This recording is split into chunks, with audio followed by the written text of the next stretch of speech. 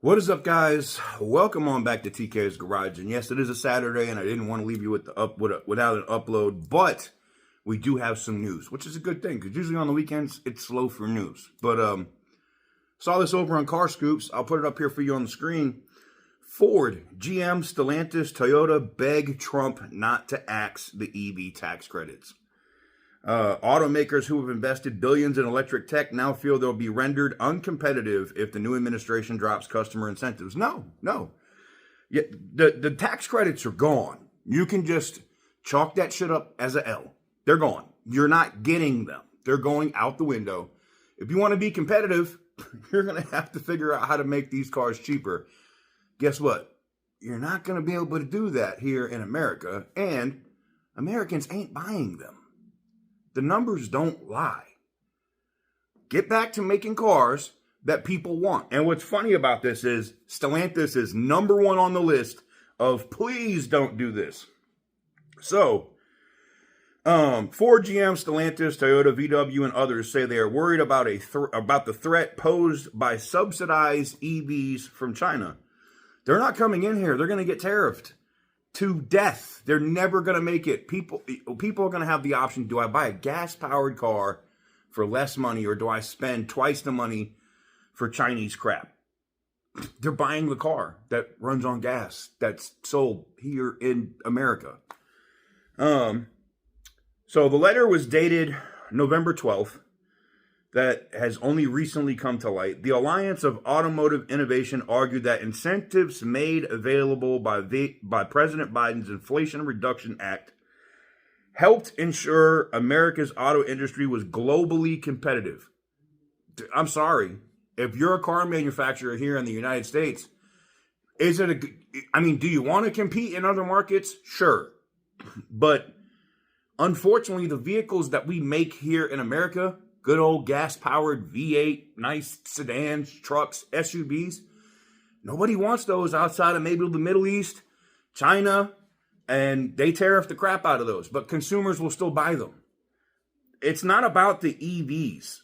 That's the problem. But in the same letter, they like the Inflation Reduction Act and all this other, because they were getting credits, money, especially Stellantis, hundreds of millions of dollars to invest in the United States, like Belvedere, some of the other places, battery tech. That's all gone.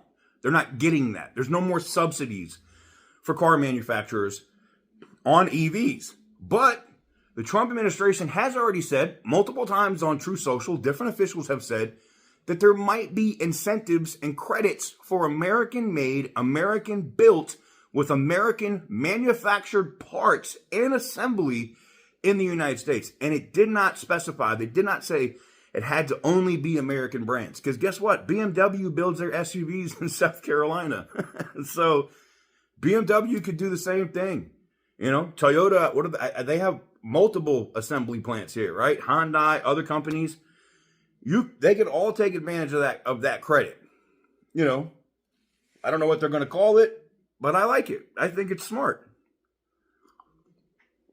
China can subsidize their dumbass EVs, and America can subsidize cars that people actually want to buy. I'm all for it.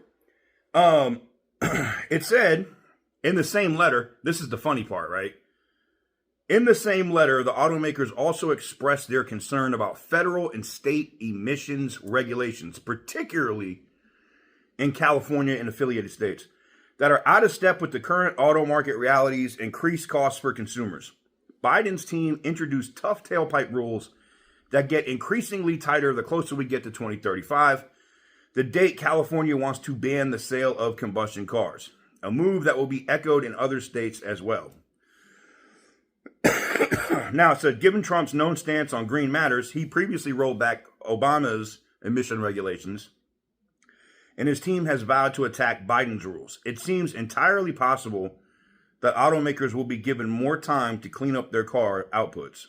Politico reports that Trump probably won't be able to claw back the $7.5 billion already earmarked for charging infrastructure because the funds have already been committed. But I mean, I don't know. What do you guys think? What do you think? Do you think to me, it's like the car companies kind of want to have it both ways. Hey, we'd love these emission standards to be out of the way, but we still want to get money and tax credits for EVs. I say you have to choose. And I already know, I can tell you right now where the administration is going to go. Bye-bye tax credits. Elon, government of what is it? Department of Government Efficiency. The Doge Department. Oh, it's over. Night. See you later. Have a nice day. But I digress.